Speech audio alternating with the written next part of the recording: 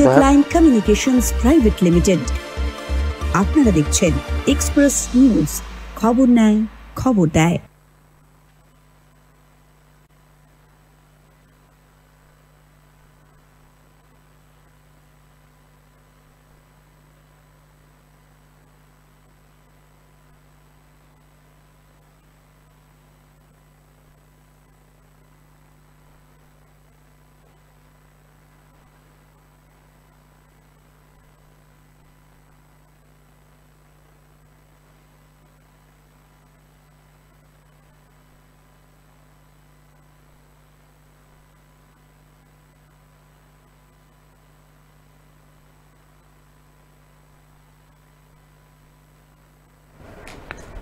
নমস্কার, আপনারা দেখছেন লোকসভার দখলদারি, আর আমি আপনাদের সঙ্গে সুপোষ আছি। লোকসভার দখলদারিতে আমরা প্রত্যেক দিন যেভাবেই আলোচনা করছি, রাজনৈতিক যে তরজা চলছে তার ব্যাখ্যা করছি, তার ব্যাখ্যা বুঝছি এবং কোন জায়গা থেকে কি হয়ে আছে সেটা নিয়েও আলোচনা করছি এবং কি পরিস্থিতি। যেমন আগামীকাল 20 তারিখ পঞ্চম দফার নির্বাচন, সেই পঞ্চম দফার নির্বাচনে কি পরিস্থিতি হতে পারে, বা গতকাল যে লাস্ট প্রচার হয়ে গেছে আর কি, মানে 18 তারিখ যে শেষ প্রচার হয়েছে বিকেল সন্ধ্যে 7টা পর্যন্ত, তার মধ্যে সেই জায়গা থেকে কি হয়ে আছে, কোন জায়গায় কে কি বলল, এইগুলো আলোচনার মধ্যেই থাকবে। কিন্তু মূল যেটা নিয়ে আজ এক কথায় বলতে গেলে রাজ্য রাজনীতি একদম তোলপাড় হয়ে গেছে, এই দুটো বিষয় আছে। এক হচ্ছে যে আমরা এটা নিয়ে কালকে আলোচনাও করেছিলাম, সেটা হচ্ছে যে অধীর চৌধুরী বনাম মল্লিকার্জুন খড়গের যে বিবাদ, যে মন্তব্য, ঠিক সেই একই জায়গায় দাঁড়িয়ে হুগলির গোঘাটে নির্বাচনী সভা থেকে মাননীয় মুখ্যমন্ত্রী কার্তিক মহারাজ সংক্রান্ত যে বিষয়ে যে ধরনের মন্তব্য করেছেন, এবং তা নিয়ে এক কথায় বলতে গেলে যে এক নতুন করে বিবাদের সৃষ্টি হলো গোটা রাজ্য জুড়ে রাজনৈতিক ক্ষেত্রে, এটা কিন্তু বলার অবকাশ রাখে না। তো এই সমস্ত আলোচনার মধ্যে দিয়ে আলোচনা তো আর এককভাবে করা যাবে না, তাই আমার সঙ্গে যিনি আছেন বিশিষ্ট সাংবাদিক, বিশেষ অতিথি তমন্নাস পণ্ডিত। পণ্ডিতদা, তোমাকে স্বাগত আমাদের অনুষ্ঠানে। ধন্যবাদ। পণ্ডিতদা, আমি একদম তোমার কাছে যেটা জানতে চাইছি, বা যেটা আমার মূল, এই যে মাননীয় মুখ্যমন্ত্রী কাল গোঘাটে থেকে মিতালি বাগের নির্বাচনী প্রচারে এসে পরে যে ধরনের মন্তব্য করলেন, এবং তার পরিপ্রেক্ষিতে আজকে বিভিন্ন যেমন ভারত সেবাশ্রম সংঘ থেকে আরম্ভ করে তারা প্রত্যেকে এটার বিরোধিতা করেছেন। তো এবং পুরুলিয়ার জনসভাতে ওখানেও কিন্তু একই পরিস্থিতি। তুমি কি বলবে, কিভাবে দেখছো এই ধরনের? না, প্রথমত হচ্ছে যে এই বছরে শুধু নয়, বিগত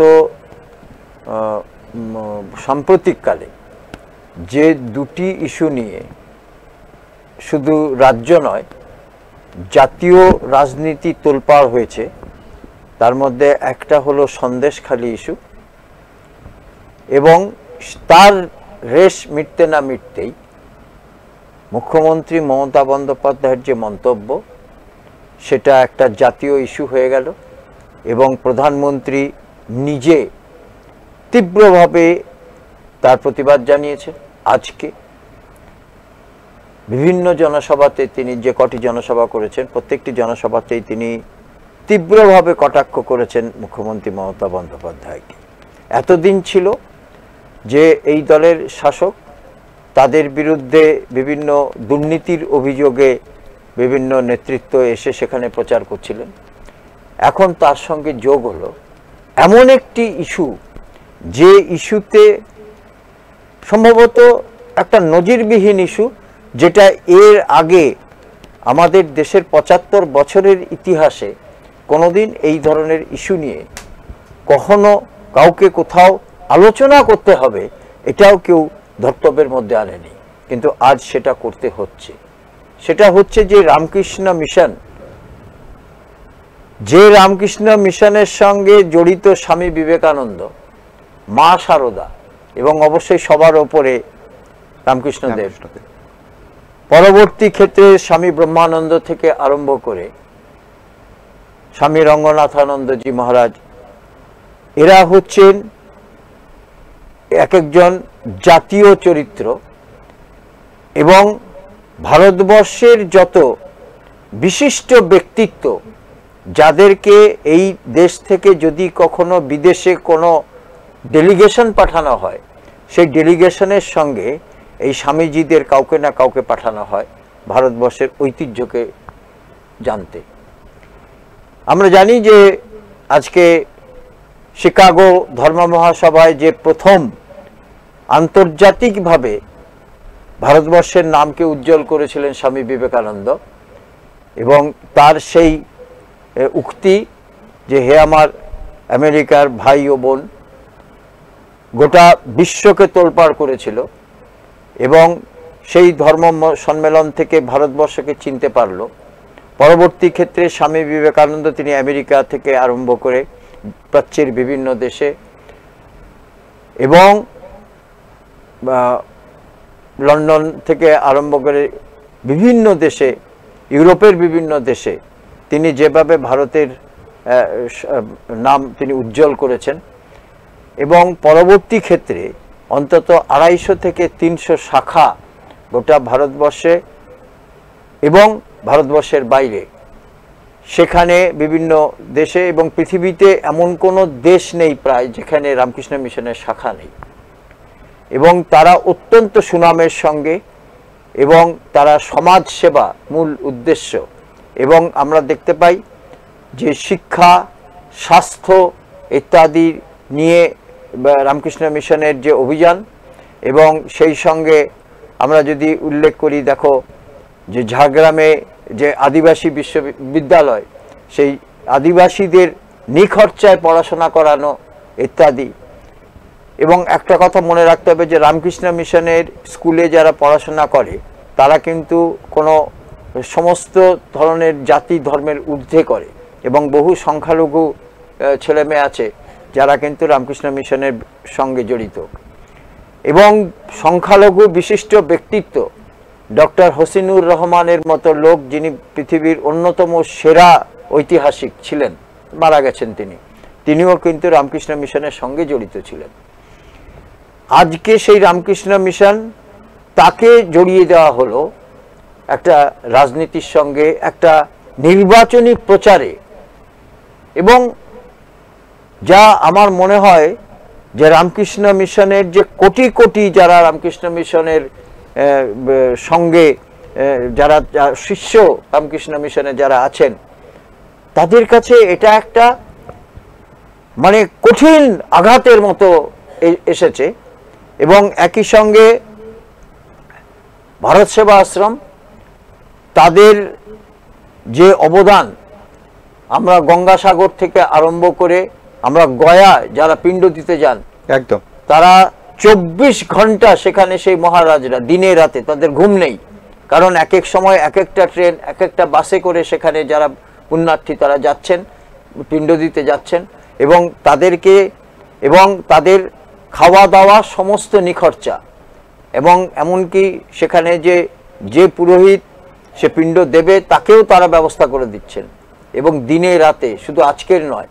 এবং স্বামী প্রণবানন্দজি মহারাজ, যিনি ভারত সেবা আশ্রমের প্রতিষ্ঠাতা, তিনি তৎকালীন বিহারে রীতিমতো লড়াই করে সেই জায়গাটা দখল করেছিলেন, এবং তিনি এই আশ্রমটি প্রতিষ্ঠা করেছিলেন, যে আশ্রম আজকে সারা দেশে জড়িত। বিশেষ করে যারা পিণ্ড দিতে যান, যে হিন্দুরা পিণ্ড দিতে যান, তাদের একটা স্বর্গভূমি বলা যায় সেই গয়া। এছাড়া যে কোনো জায়গাতে, তুমি ভুজের মতো জায়গাতে যখন ভূমিকম্প হয়েছিল তখন প্রথম যারা সেবা করতে গেছিলেন, সব জায়গাতেই তাদের ভূমিকা একদম অগ্রণী ভূমিকায় তাদের দেখা যায়। এরপরে রয়েছে ইসকন, এবং ইসকনেরও প্রচুর সারা দেশে, সারা বিশ্বব্যাপী তাদের প্রসার কর্মকাণ্ড একদম। সেই ইসকনকেও জড়িয়ে, অর্থাৎ 3টি এই সংগঠনকে, ধর্মীয় সংগঠনকে, যারা ধর্মর থেকেও বেশি সেবাটাকে মূল, তারা যখন সেবা করেন তারা কখনো কখনো জানতে চাননি যে এ হিন্দু না এ সংখ্যালঘু না এ খ্রিস্টান না এ শিখ না ঈসাই ইত্যাদি। কারণ তারা যখন যেখানে যেখানে তারা সেবা কর্ম করতে যান, সেখানে হিন্দু ছাড়াও বহু মানুষ আছে তাদেরকে উদ্ধার করতে হয়, তাদেরকে ত্রাণ বিলি করতে হয়, তারা কোনো প্রশ্ন করেননি। আজকে একজন কার্তিক মহারাজকে জড়িয়ে সেখানে একটা ভারত সেবা আশ্রমের নামে মুখ্যমন্ত্রী বললেন যে তিনি আরও মহারাজদের বিষয়ে খবর নিচ্ছেন, যারা সরাসরি যারা রাজনীতি করছেন। একই সঙ্গে তারা রামকৃষ্ণ মিশনের সঙ্গেও তিনি একই কথা বললেন তিনি ইসকন সম্পর্কে। এবং যেটা ভারতবর্ষের মানুষ তো বটেই, এই রাজ্যের মানুষ তার এই বক্তব্য শুনে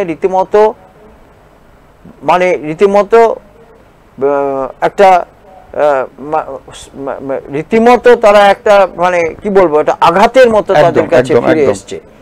তারা হতচকিত, যেটাকে বলে, যে এই ধরনের মন্তব্য কিভাবে কখনো করা যেতে পারে কিনা, বিশেষ করে প্রকাশ্য এই ধরনের সভাতে। এটা নিয়ে কিন্তু এখনো পর্যন্ত এতটাই আমার মনে হয় যে উত্তপ্ত হয়ে রয়েছে গোটা রাজ্যটা। সব থেকে আরেকটা জিনিস, আমি তো তোমার কাছে এখানে আসবো, কিন্তু সেটা হচ্ছে যে উনি এই মুহূর্তে দুর্গাপুরেই রয়েছেন এবং কালকে থেকে দুর্গাপুরেই আছেন। সেই জায়গায় দাঁড়িয়ে ভারত সেবাশ্রম সঙ্গে স্বামীজি আত্মানন্দজি মহারাজ, তিনি কিন্তু তাকে এক কথায় পাগলি বলে কথা বলেছেন এবং তার কথা দুর্গাপুর শাখার যিনি সম্পাদক আছেন, এবং তিনি এক কথায় পরিষ্কার ভাষায় বলছেন তার কথার কোনো মূল্য হয় না। মানে এই যে জায়গায়, মানে এক কথায় আমি যদি তোমাকে বলি যে যদি বিশেষ সম্প্রদায়ের মানুষজন যারা তাদের যারা ধর্মগুরু, তারা যদি রাজনীতির সঙ্গে যুক্ত হতে পারে, তাহলে এনারা যদি প্রথম কথা হচ্ছে যে এনারা যে ধরনের কথাবার্তা বলছেন, একদম জাগ্রত মানুষপূর্ণ কথা তুমি বলেছো, যে পয়েন্টটা খুব গুরুত্বপূর্ণ। আমি তার আগে একটা কথা বলতে চাই, যে আজকে এই বক্তব্য রাখার সঙ্গে সঙ্গে এটা কিন্তু এতটাই আলোড়িত হয়েছে গোটা দেশে যে আজকে প্রধানমন্ত্রী সহ অন্যান্য দলেরও তারাও কিন্তু এটা নিয়ে প্রতিবাদ জানাচ্ছেন। এবং প্রধানমন্ত্রী তিনি তার বিভিন্ন জনসভাতে বলছেন যে তিনি সন্ন্যাসীদেরও তিনি মমতা বন্দ্যোপাধ্যায় তিনি ছাড়ছেন না, এবং তিনি সন্ন্যাসীদেরকে নিয়েও রাজনীতি শুরু করলেন। এটা অত্যন্ত দুর্ভাগ্যজনক। এবং যেটা তুমি বললে, আজকে আমরা দেখেছি যে বহু বহু রাজনৈতিক ব্যক্তিত্ব, বিশেষ করে শাসক দলের রাজনৈতিক ব্যক্তিত্ব যারাই অনেকেই আছেন নাম করা, তারা কিন্তু আজকে ফুরফুরা শরীফ সেখানে কিন্তু বারবার যান, এবং সেখানে বারবার যাওয়ার অর্থ একটাই, যে সেখানে কিন্তু ফুরফুরা শরীফের সঙ্গে সংখ্যালঘু মানুষদের জড়িত রয়েছেন এবং ফুরফুরা শরীফের তারা শিষ্য। ফলে সেখানে বারবার যাওয়া মানে সেই সংখ্যালঘু গুরুদের সেখানে তাদের থেকে সরাসরি সাহায্য চাওয়া, একটা সরাসরি। আমি তোমাকে এটা একটা আমার এখানে জানতে হবে, এবং মানে এই যে ধরো হিন্দু ধর্মগুরুদের বা এই যে স্বামীজিদের যে আক্রমণ, এটা কি যেমন আমি আমার কথা থেকে যেটা তোমার কাছে জানতে চাইছি, যে ধরো আগামীকাল যে পঞ্চম দফার নির্বাচন, বিশেষ করে আরামবাগ বা এই যে জায়গাগুলিতে নির্বাচন আছে, প্রায় 7টি কেন্দ্রে নির্বাচন আছে, তো এই 7টি কেন্দ্রের বেশিরভাগ ক্ষেত্রেই কিন্তু দেখা যাচ্ছে যে বিশেষ সম্প্রদায়ের মানুষের একটা ভূমিকা রয়েছে। তাহলে কি ওই বিশেষ সম্প্রদায়ের মানুষকে খুশি করার জন্য বা তাদের সাথে আছি এই আশ্বাস দেওয়ার জন্য হিন্দু ধর্মের যারা দায়িত্বে আছে তাদেরকে আক্রমণ করা? না, আমি এটা বলতে চাই যে সংখ্যালঘুদের নিয়ে শাসক দল তারা বরাবরই তাদের দাবি যে সংখ্যালঘুরা সবসময় তাদের সঙ্গে আছেন এবং সংখ্যালঘুদের তারা নাকি প্রচুর উন্নয়নের কাজ করেছেন ইত্যাদি ইত্যাদি। এবং আজ নয়, তিনি ক্ষমতায় আসার পর থেকেই সংখ্যালঘুদের নিয়ে, এবং আমরা জানি যে এই রাজ্যে প্রায় 31% যে সংখ্যালঘু আছে তারা কিন্তু 2011-র পর থেকে এই শাসক দলকেই ঢেলে কিন্তু ভোটটা দিচ্ছেন, এতে কোনো সন্দেহ নেই। ফলে তার জয়ের পেছনে, তার রাজত্ব টিকিয়ে রাখার পেছনে সংখ্যালঘুদের একটা বিরাট অবদান, এতে কোনো সন্দেহ নেই। কিন্তু বিশেষ করে এই ফুরফুরা শরীফের যারা নেতৃত্ব, তাদের সঙ্গে সংখ্যালঘু সম্প্রদায়ের যেমন একটা বিশাল অংশের সংখ্যালঘু সম্প্রদায় ফুরফুরা শরীফের তারা ভক্ত, ফলে তাদের সঙ্গে শাসক দলের নেতৃত্বের সঙ্গে তারা নিয়মিত যোগাযোগ রাখেন। এবং পরবর্তী ক্ষেত্রে মাত্র কিছুদিন আগে আমরা কিছুদিন কি মাত্র 2-4 দিন আগে আমরা দেখতে পেলাম যে ইমাম এবং মুয়াজ্জিম যাদেরকে ভাতা দেওয়া হয় এই রাজ্য সরকারের পক্ষ থেকে, তারা কিন্তু সরাসরি প্রেস বিজ্ঞপ্তি জারি করে তারা বললেন যে ভোটটা যেন তৃণমূল কংগ্রেসে দেওয়া হয়। তাহলে এই যে বক্তব্যটা, এই যে আজকে যে সংখ্যালঘু সম্প্রদায়কে নিয়ে যে তারা সরাসরি বলা যায় যে একটা জেহাদ জারি করলেন, এটা কি রাজনীতি নয়? এটা যদি রাজনীতি না হয়ে থাকবে তাহলে মহারাজরা কি করে রাজনীতি করছেন? মহারাজরা সেই উত্তরে যেটা বলেছেন, মহারাজা প্রয়োজনে, এবং ভারতসেবা আশ্রমের মহারাজ তিনি যে কোনো একটা চ্যানেলে তিনি আজকে বলেছেন যে প্রয়োজনে তারা আদালতেও যাবেন। এই ধরনের মন্তব্য অত্যন্ত দুর্ভাগ্যজনক, মানহানিকর। একই সঙ্গে তারা এটাও বলেছেন যে সন্ন্যাসীরা তারা সমাজের অংশ হিসাবে তারা সমাজের কোনটা ভালো কোনটা মন্দ, কোনটা খারাপ হচ্ছে কোনটা ভালো হচ্ছে সেটার অন্তত সেটা নিয়ে মন্তব্য তারা করতেই পারে, কারণ তারা সমাজেরই অঙ্গ এবং সমাজের কাজ। আজকে কোনো সমাজে যদি সেখানে দুর্নীতি দেখা যায় তার বিরুদ্ধে তারা বলতে পারেন, এটা এমন কোনো ইয়ে নয়, মানে এমন কোনো গর্হিত কাজ তারা করেননি। ফলে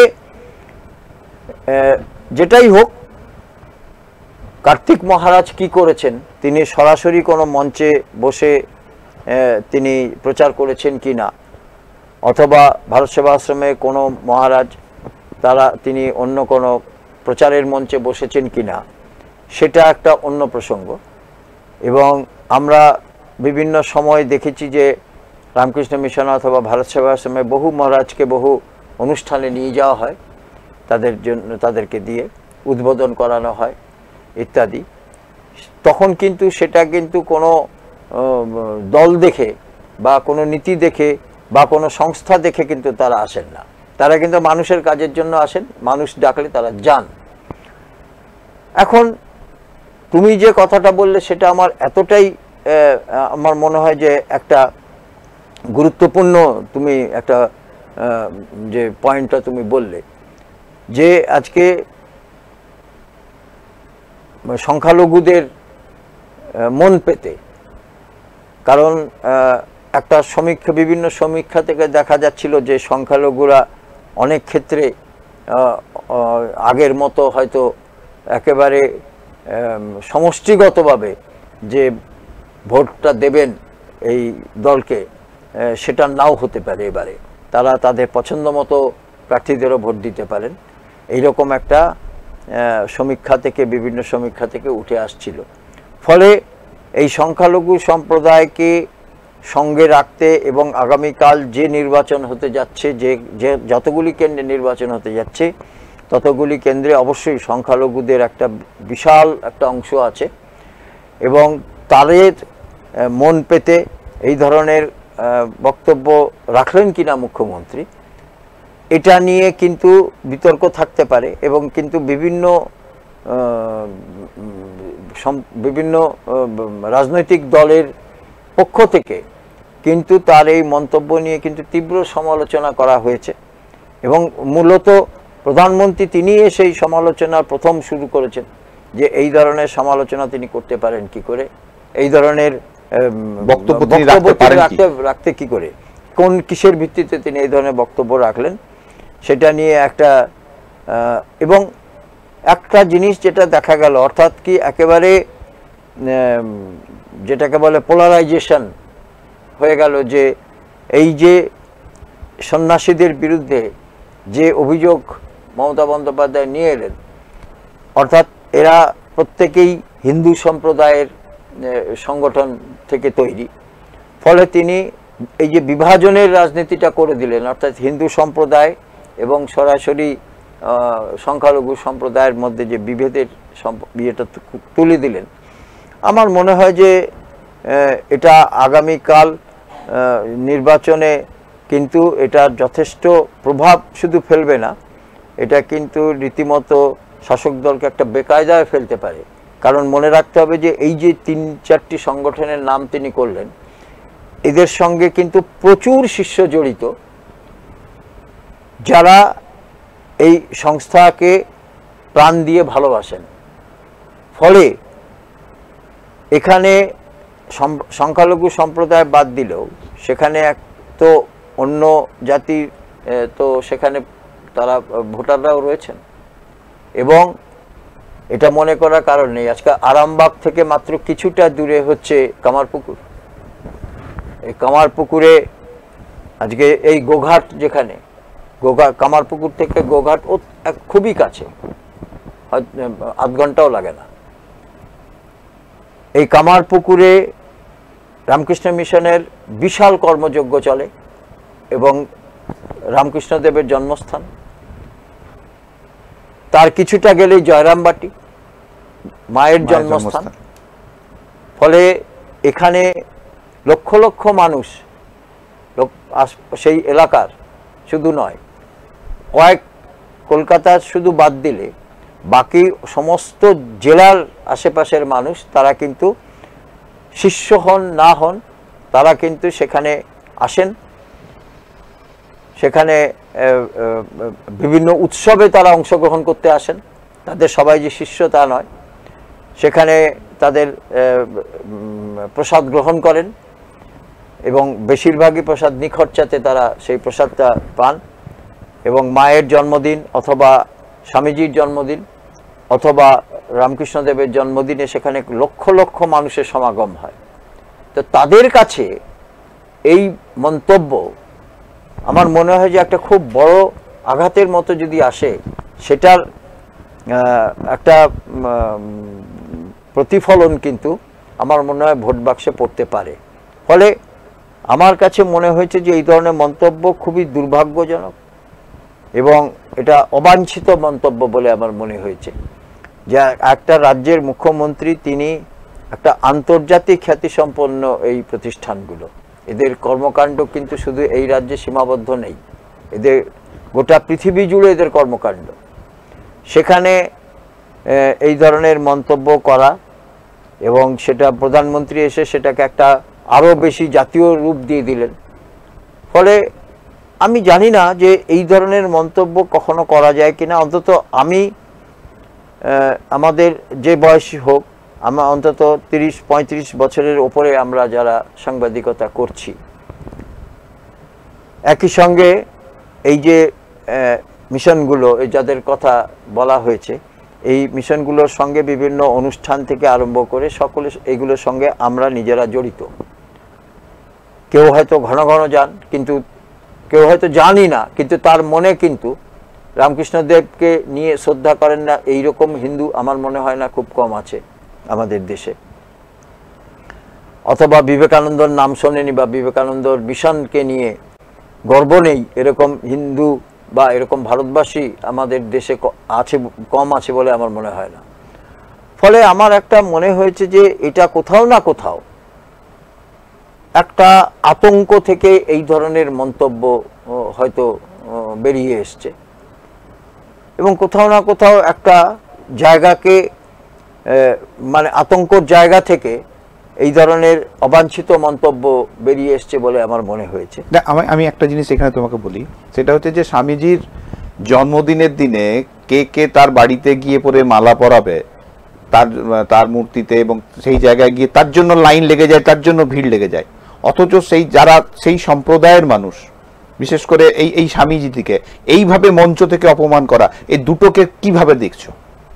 হ্যাঁ, আমি সেটাই বলতে চাইছি যে আজকে মালা পরানো, যারা পরাতে যান সেই সংখ্যা থেকে যারা পরাতে যান না কিন্তু স্বামীজিকে ভালোবাসেন বা স্বামীজির আদর্শে তারা দীক্ষিত, মানে একটা কথা হচ্ছে ওই মালা পরানোটা এক কথায় বলতে গেলে নিজের প্রচার এবং রাজনৈতিক একটা পরিস্থিতির মধ্যে নিজেকে দাঁড় করানো। আমি সেটাই বলতে চাইছি যে উনি মালা পরালেন অথবা না পরালেন, তাতে স্বামীজি, রামকৃষ্ণদেব, মা সারদা, তাদের কোনো কিচ্ছু এসে যায় না। কারণ ভারতবর্ষের মানুষের মনে তাদের যে স্থান, সেই স্থান থেকে তো তারা নড়াচড়া করবেন না। দ্বিতীয়ত হচ্ছে যে তিনি এবং তার দলের সেখানে মানুষ তিনি গেলেন, মালা পরালেন, মালা পরাতে পারেন, নিশ্চয়ই তার শ্রদ্ধা থাকতেই পারে, এটা নিয়ে আমাদের তো কিছু বলার নেই।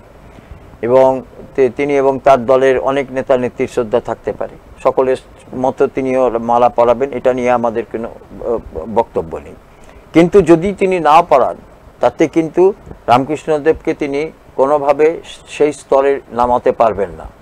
কারণ এই ধরনের মানুষ আজকে যারা ভারতবর্ষকে, আমাদের এই রাজ্যের, আমরা এই জন্য গর্বিত যে গোটা ভারতবর্ষকে কিন্তু তারা চিনিয়েছেন গোটা দেশের কাছে, এই রাজ্যকে চিনিয়েছেন গোটা বিশ্বের কাছে, তারা ভারতবর্ষকে চিনিয়েছেন। লক্ষ লক্ষ কোটি কোটি মানুষ তারা কিন্তু আজকে যারা রামকৃষ্ণ মিশনে যান তারা যেমন আছেন, যারা কখনো যাননি কিন্তু তাদেরও সেই শ্রদ্ধার জায়গাটা কিন্তু আছে। এবং ঈশ্বরটা কি আমরা তো জানি না, ভগবান কি আমরা দেখেছি কি জানি না, আমি আমার দিক থেকে বা দেখার আমার ইচ্ছাও নেই, কিন্তু ঈশ্বরের যে ভাবমূর্তি, যেটা কনসেপ্ট, যেটাকে মনে করে ঠাকুর মানুষ পুজো করেন, সকালবেলা উঠে কেউ ফুল দেন, কেউ পুজো করেন, এরা সেই স্তরের পৌঁছে গেছেন। সুতরাং ওদের সম্পর্কে কে কি বললেন না বললেন, আমার মনে হয় যে এটা যিনি বললেন, আমার মনে হয় যে এটা তার দীনতাটা বেশি প্রকাশ পেল, আমার এটা মনে হলো। কারণ তিনি তো প্রতিবাদ করতে আসছেন না, কিন্তু আজকে তাদের নামে যে শাখা সংগঠন তৈরি হয়েছে এবং সেই শাখা সংগঠন কিন্তু তার সঙ্গে কিন্তু তাদের নাম জড়িত, এবং তাদের নাম না থাকলে কিন্তু এত বড় সংগঠনগুলো তৈরি হতো না। ফলে তারা যারা এটা পরিচালনা করছেন এখন এই শাখা সংগঠনগুলো, তাদের কাছে এই ধরনের উক্তি অত্যন্ত বেদনাদায়ক বলে আমার মনে হয়। না, আমি আবার তোমাকে একটা অন্য একটা জিজ্ঞেস জানতে চাইছি, সেটা হচ্ছে যে আমরা যারা সংবাদ মাধ্যমের সঙ্গে যুক্ত আছি বা সাধারণ মানুষ প্রত্যেকেই ভারতীয় জনতা পার্টিকে সাম্প্রদায়িক দলের আখ্যা দেওয়া হয়েছে বিভিন্ন রকম ভাবে। এই যে আজ গতকালের যে মন্তব্য, এই মন্তব্য কি সাম্প্রদায়িক বিভাজনের মন্তব্য নয়? আমি সেটা একটু আগে বলেছি, মানে একদম খুব পরিষ্কার জায়গা থেকে যেটা একদমই বলেছি যে এটা ইচ্ছাই হোক অনিচ্ছাই হোক, বা কেউ যদি রাজনীতি করেন আমি জানি না, তিনি বলেছেন যে আমি আরো খোঁজ খবর নিচ্ছি বা নিয়েছি, কেউ যদি সরাসরি রাজনীতি করেন কোনো মহারাজ, এটা তার ব্যক্তিগত ব্যাপার। রাজনীতিটা সাধু সন্ন্যাসীরা তারা তো মানুষের পর্যায়ে পড়েন, তো তারা একটা সমাজে যদি তার মনে হয়, অন্যান্য রাজ্যে অনেক সাধু সন্ন্যাসী আছেন যারা একদম এক কথায়, আমরা যদি যোগী আদিত্যনাথের কথা বলি, এক ডাক থেকে যদি অনেকেই আছেন যারা রাজনীতির সঙ্গে যুক্ত, এবং সমাজ সংস্কারের ক্ষেত্রে তাদের অগ্রণী ভূমিকা রয়েছে। আমি সেটাই বলছি যে যদি কোনো, আমি ধরলাম যে রামকৃষ্ণ মিশনকে এটা নির্দেশ ছিল স্বামীজির যে রামকৃষ্ণ মিশন কখনো কিন্তু কোনো রাজনীতির সঙ্গে জড়িত থাকবে না, একদম সরাসরি নির্দেশ ছিল, লিখিত নির্দেশ আছে। ফলে রামকৃষ্ণ মিশন তারা সরাসরি কখনো রাজনীতি করেন না।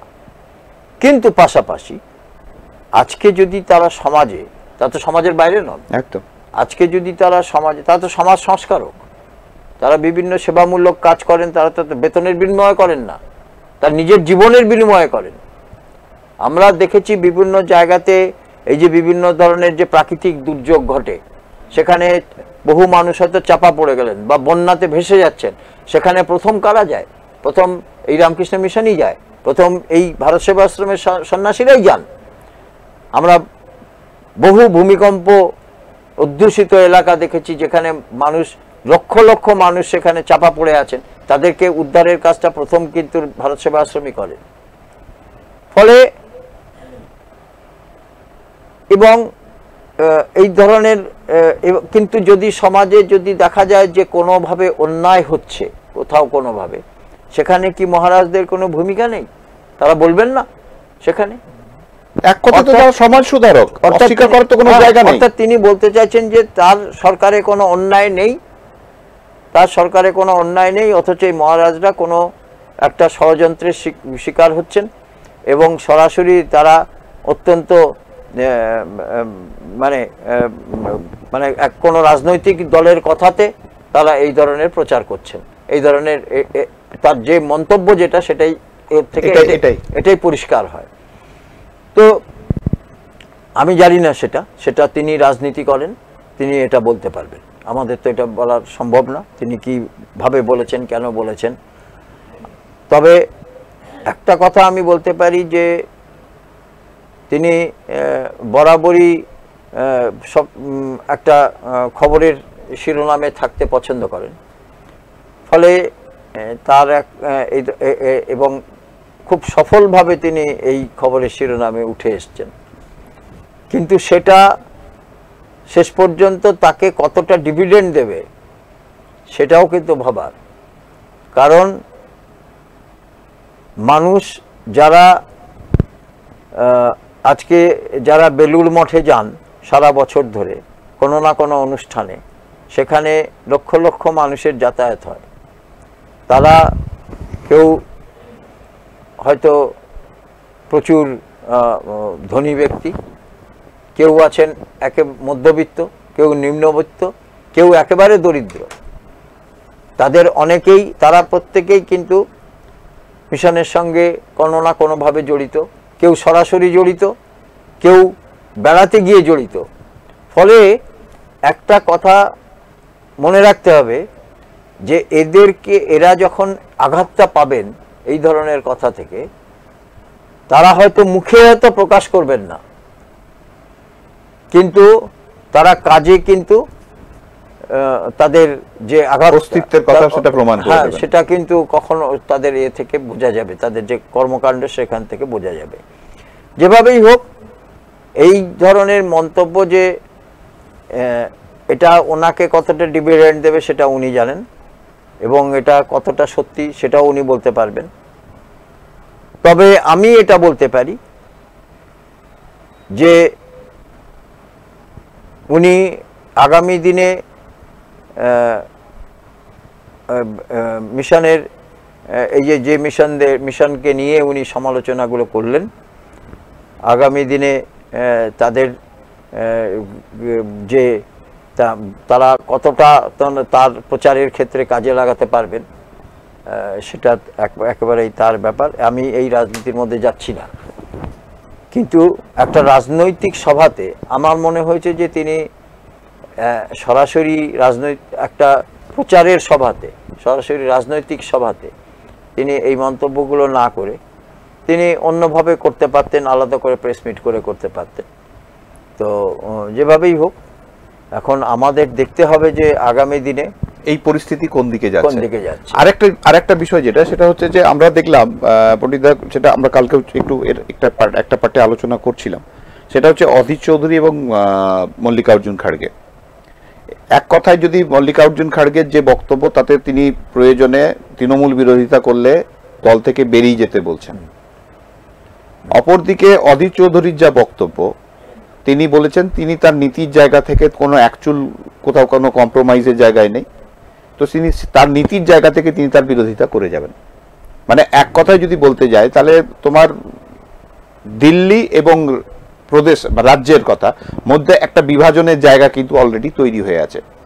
সেই জায়গায় দাঁড়িয়ে আজকে সুকান্ত মজুমদারকে তার বক্তব্যের জায়গা থেকে দেখা গেল যে তিনি একদম খুব সরাসরি যেটা বললেন সেটা হচ্ছে যে বিভীষণদের মাঝে না থেকে রামের ঘরে এসো।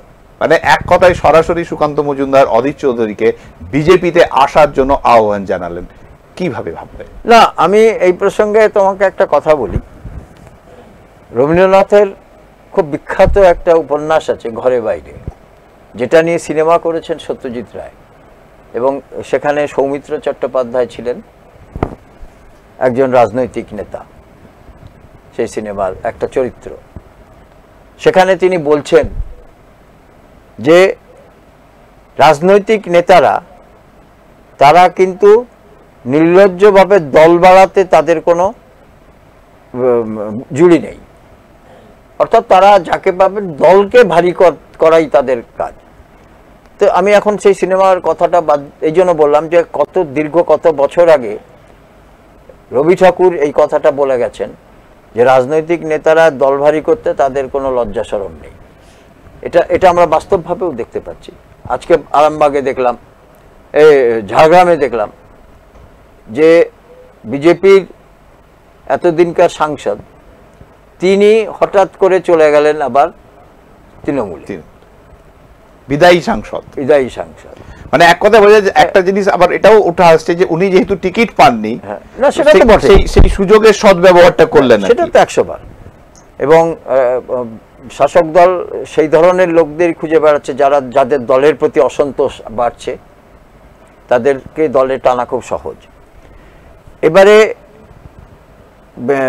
যেভাবে অধীর চৌধুরী, একটা কথা মনে রাখতে হবে যে এই রাজ্যে অধীর চৌধুরী কিন্তু মল্লিকার্জুন খাড়গের সাহায্য নিয়ে কিন্তু জয়লাভ করেন না।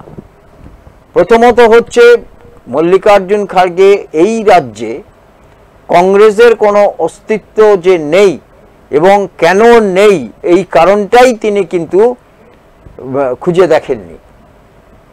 2016 কংগ্রেস দীর্ঘদিন ধরেই একটা আস্তে আস্তে ক্ষয়িষ্ণু ছিল, কিন্তু তবু 2011 পরে যখন কংগ্রেসের সঙ্গে জোট বেঁধে যখন মমতা বন্দ্যোপাধ্যায় যখন লড়াইটা করলেন এই রাজ্যে এবং ক্ষমতার বদল হলো এবং তিনি মুখ্যমন্ত্রী হলেন, তার পরবর্তী ক্ষেত্রে তিনি মুখ্যমন্ত্রী হয়ে তার প্রথম তার লক্ষ্য ছিল যে এই রাজ্যে কংগ্রেস বলে কিছু থাকবে না। যেখানে কংগ্রেসের নেতা নেত্রী থেকে আরম্ভ করে যাকে কংগ্রেসের কে আগে ভাঙো, কংগ্রেসের যেখানে সংগঠন আছে সেই সংগঠনকে ভাঙতে হবে, ভেঙে কংগ্রেস বলে কিছু থাকবে না। কারণ তিনি নিজেও একসময় কংগ্রেসেই ছিলেন এবং এই দলের তার বহু মানুষ আছে যারা কংগ্রেসেই ছিলেন। সুতরাং কিন্তু অধীর চৌধুরীর মতো মানুষ তারা কিন্তু কংগ্রেসটা ছাড়েননি, এবং অধীর চৌধুরী কংগ্রেস ছাড়েননি বলে অধীর চৌধুরীর ওপরে নানা রকমভাবে বিভিন্ন দিক থেকে বিভিন্ন সময়ে কিন্তু তাকে হারানোর জন্য এমন কোনো কাজ নেই যা শাসক দল করেনি বা করতে চায়নি। কিন্তু শেষ পর্যন্ত শেষ হাসিটা কিন্তু অধীর চৌধুরী হেসেছেন এবং এবারে জিতলে তিনি 6 বারের সাংসদ। ফলে মল্লিকার্জুন খাড়গেকে এটা জানা উচিত আমার মনে হয় যে তিনি আজকে মমতা বন্দ্যোপাধ্যায়কে হঠাৎ করে তিনি জোটের অংশীদার ইত্যাদি বলে অধীর চৌধুরীর সঙ্গে তিনি বিরোধ বাঁধালেন এবং তিনি এত বড় কথা বললেন যে প্রয়োজনে দরকার হলে অধীর চৌধুরী ছেড়ে চলে যেতে পারে দল, তাতে কংগ্রেসের কিছু এসে যাবে না। কংগ্রেসের কি আসছে আর কি এসে যাচ্ছে না সেটা মল্লিকার্জুন খাড়গের আজকের তার 90 বছর বয়সে এটা বোঝার মতো ক্ষমতা নেই, কারণ তার জীবন প্রায় শেষ। তার রাজনৈতিক জীবনও তো তেল মেরে, এক কথা যদি তৈলি মর্দন ছিল তো তা সে কিছু বোঝে না। আমি তো সেটাই বলতে চাইছি যে আজকে মল্লিকার্জুন খাড়গে, আমি ধরে নিলাম যে তিনি কংগ্রেসের একজন নেতা, কিন্তু যেভাবে মমতা বন্দ্যোপাধ্যায় যে কংগ্রেসকে যেভাবে শেষ করার চেষ্টা করেছেন এবং তার বিরুদ্ধে যেভাবে একা অধীর চৌধুরী রুখে দাঁড়িয়েছেন, সেই যে কৃতিত্বটা অধীর চৌধুরীর, সেই কৃতিত্বটা না দিয়ে উল্টে তিনি তাকে বললেন যে প্রয়োজনে তিনি দল ছেড়ে চলে যেতে পারেন। মমতা বন্দ্যোপাধ্যায় যে এতগুলো কুকর্ম করেছেন কংগ্রেসকে নিয়ে এবং শেষ বাইরন বিশ্বাসকে নিয়ে ভাগিয়ে নিয়ে চলে গেলেন, সেটা নিয়ে কিন্তু আজকে কোনো রকম প্রতিক্রিয়া কংগ্রেসের পক্ষ থেকে আমরা দেখতে পেলাম না। কিন্তু একটা কথা মনে রাখতে হবে যে মেঘালয় নির্বাচনে প্রচার করতে গিয়ে আজকে রাহুল গান্ধী কি কথা বলেছিলেন, অতি সম্প্রতি বেশি দিনের কথা নয়, সেখানে তিনি বলেছিলেন যে মমতা ব্যানার্জি একমাত্র রাজনৈতিক ব্যক্তিত্ব যিনি প্রত্যেকটা জায়গাতে গোয়া, মেঘালয়, নাগাল্যান্ড মিজোরাম বিজেপিকে জেতার সুযোগ করে দিয়েছে। সব জায়গাতে তিনি এক একটা করে সেখানে প্রার্থী দিয়ে কংগ্রেসকে হারানোর তিনি দায়িত্ব নিয়ে নিয়েছেন। সেই রাহুল গান্ধী আজকে আছেন, কিন্তু সেই রাহুল গান্ধীর থেকে কোনো প্রতিবাদ শোনা গেল না। কিন্তু রাহুল গান্ধীর সঙ্গে যথেষ্ট ভালো সম্পর্ক ছিল অধীর চৌধুরীর। আজকে যদি এই রাজ্যে কেউ জেতার মতো থাকে কংগ্রেসের পক্ষ থেকে, সেটা একমাত্র অধীর চৌধুরী, এবং সেটা জিতবেন উনি নিজের ক্ষমতাতে। সেখানে কিন্তু কোনো কংগ্রেস নেতৃত্ব তারা কিন্তু এখানে এসে প্রচার করেননি। একবার মাত্র মল্লিকার্জুন খাড়গে এসেছিলেন, তিনি তার বক্তব্যটা ভুলে গেছেন, তিনি এসে কিন্তু তৃণমূলের সমালোচনা করেছিলেন। সেই আজকে তৃণমূল নেত্রীকে তিনি জোটে নেওয়ার জন্য তার মানে এত আগ্রহ, সেই আগ্রহটা কিন্তু মনে হচ্ছে যে আজকে এই আগ্রহ দেখে যে এই ইন্ডি জোটের যে কি অবস্থা সেটা কিন্তু বোঝাই যাচ্ছে। এই ইন্ডি জোট একটা কংগ্রেস তার সঙ্গে প্রথম বনিবনা হচ্ছিল না, কারণ আপের বনিবনা হচ্ছিল না। পরবর্তী ক্ষেত্রে আপের সঙ্গে কিছুটা হলো বনিবনা হয়েছে, এখন 4টে আর 3টেতে দিল্লিতে তারা লড়াই করছে। একই ধরনের তার অবস্থা হয়েছিল সে উত্তরপ্রদেশে। পরবর্তী ক্ষেত্রে উত্তরপ্রদেশে কোনো না কোনোভাবে তারা একটা সমঝোতায় এসেছেন, অথচ কেরালাতে তারা কোনো সমঝোতাই আসেননি, বামেদের বিরুদ্ধে লড়াই হচ্ছে। সেইখানে দাঁড়িয়ে আজকে কংগ্রেসের যে একজন শীর্ষ নেতৃত্ব, তিনি আজকে একটা রাজ্যে একটা ক্ষয়িষ্ণু দল তাকে যে বাঁচিয়ে রাখছে, অন্তত একটা কাজ অধীর চৌধুরী করার চেষ্টা করছে, যে কংগ্রেসকে অন্তত স্বনির্ভরভাবে নিজের ক্ষমতায় এই রাজ্যে দাঁড় করানো। কেননা এর আগে কংগ্রেস কখনো বামপন্থীদের বি টিম হয়েছে, কখনো তৃণমূলের বি টিম হয়ে গেছে। কিন্তু অধীর চৌধুরী একমাত্র লোক প্রদেশ কংগ্রেস সভাপতির দায়িত্ব নেওয়ার পরে তিনি এই রাজ্যে কংগ্রেসকে কিন্তু চেয়েছেন যে একটা স্বনির্ভর একটা দল, তার নিজের ক্ষমতায় একটা শক্তিশালী দল হোক। অথচ দেখা গেল শেষ পর্যন্ত তার দল থেকে তিনি কোনো সমর্থন পেলেন না। এই প্রসঙ্গে আমার মনে পড়ছে যে কংগ্রেস দলের নীতি নৈতিকতা নিয়ে স্বাধীনতার পর থেকে বহু রকমের অভিযোগ আছে, স্বাধীনতার আগেও একই অভিযোগ আছে। আমরা জানি যে ত্রিপুরারই কংগ্রেসে গান্ধীজির সঙ্গে মতবিরোধে সুভাষচন্দ্র বসুকে কংগ্রেস থেকে রীতিমতো বহিষ্কার করা হয়, এবং যদিও তিনি নিজে ছেড়ে এসেছেন, কিন্তু তা ছেড়ে না এসে কোনো উপায় ছিল না, কারণ তাকে বহিষ্কার করা হতো। ফলে তিনি তৈরি করলেন ফরওয়ার্ড ব্লক। কংগ্রেস কখনো কিছু মানুষ ছাড়া অন্যান্য রাজ্যের কোনো বিশেষ নেতা নেত্রীদের খুব একটা কিন্তু ওপরে উঠতে দেয়নি কখনো। কংগ্রেসের একটা কথা মনে রাখতে হবে যে কংগ্রেস যারা চালায়, এই যে কংগ্রেস দলটা, তারা কিন্তু একটা কোম্পানির মতো দল। এক সময়ে পণ্ডিত নেহেরু কংগ্রেসের দায়িত্ব নিয়েছেন।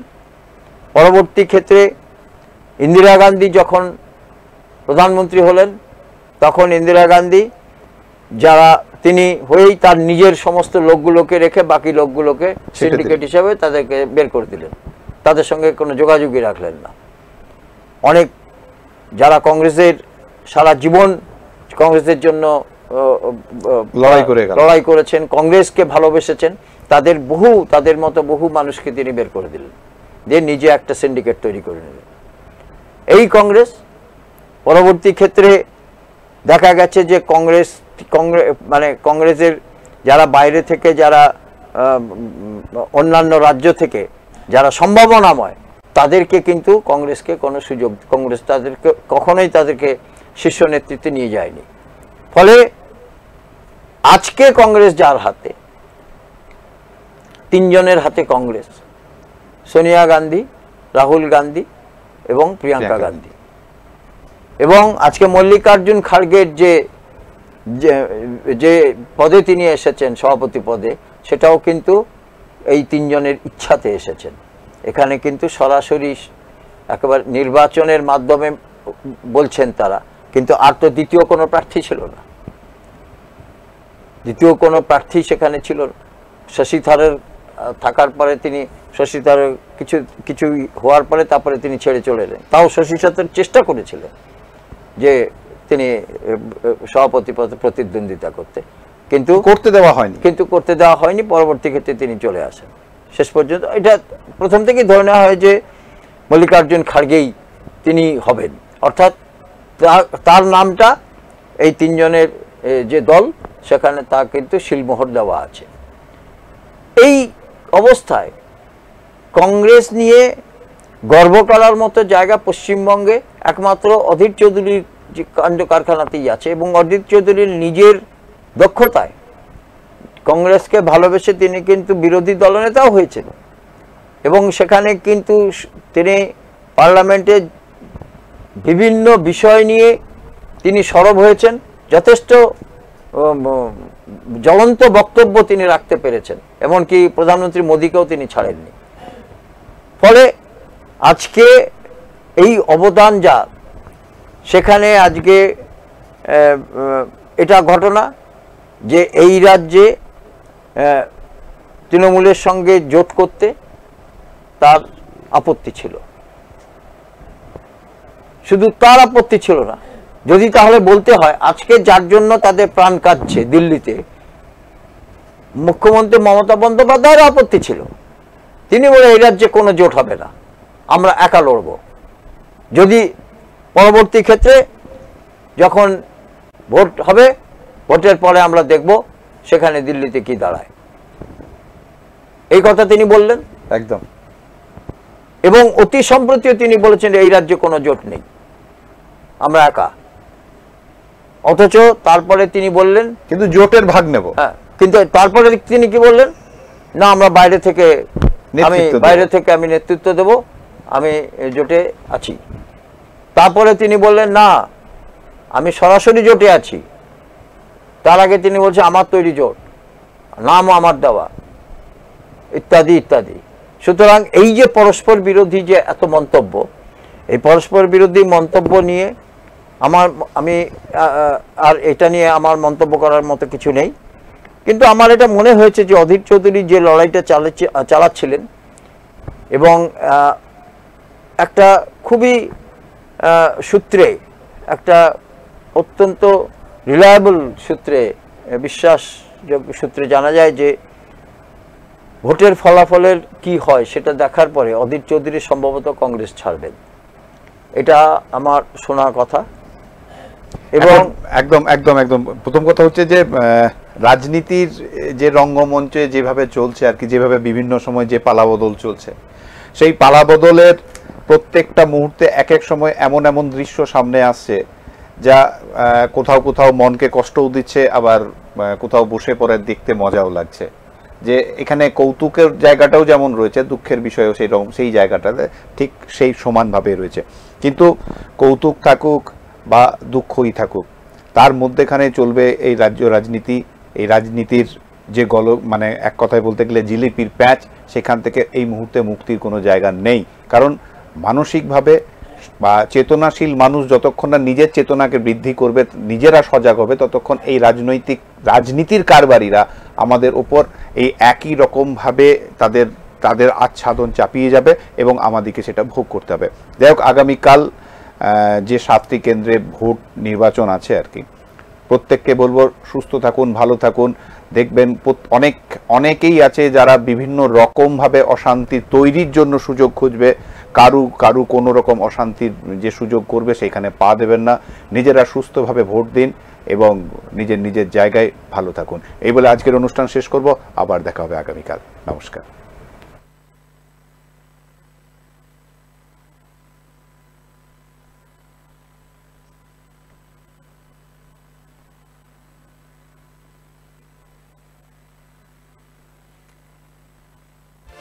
এই হলো ডেডলাইন কমিউনিকেশনস প্রাইভেট লিমিটেড। আপনারা দেখছেন এক্সপ্রেস নিউজ, খবর নেয়, খবর দেয়।